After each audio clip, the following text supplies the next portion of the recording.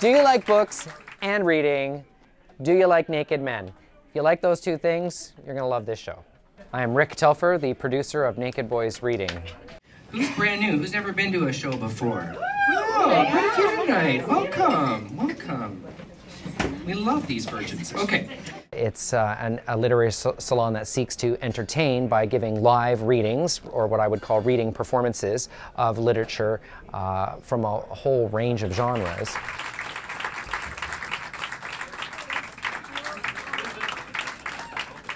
The fact that a person can get on stage and perform a reading in the buff is entertaining in and of itself because there's such vulnerability involved.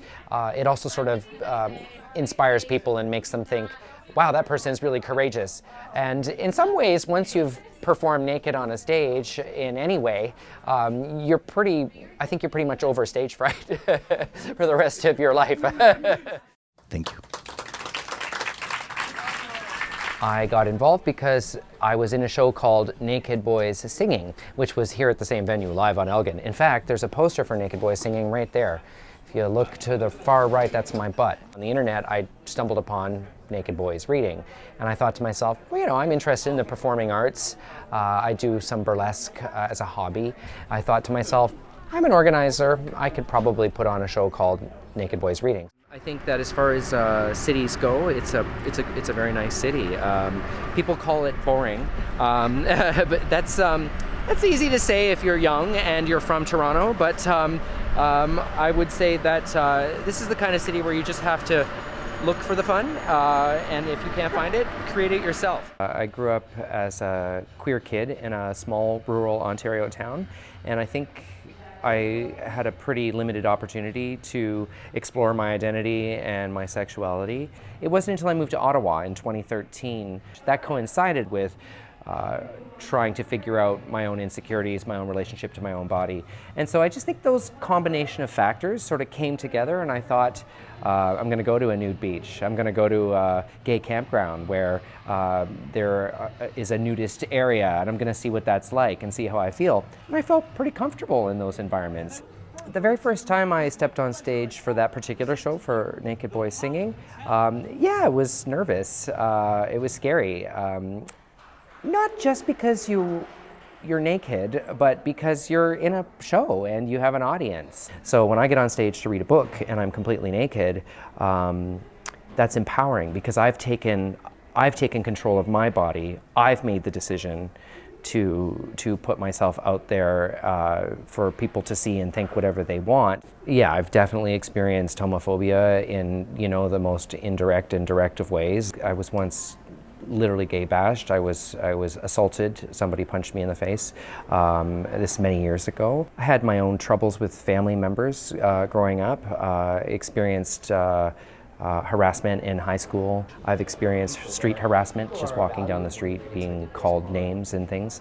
I guess the one that stands out the most is that time that I was punched in the face. Right? It was many years ago. I mean, sometimes it's hard to weigh what's worse.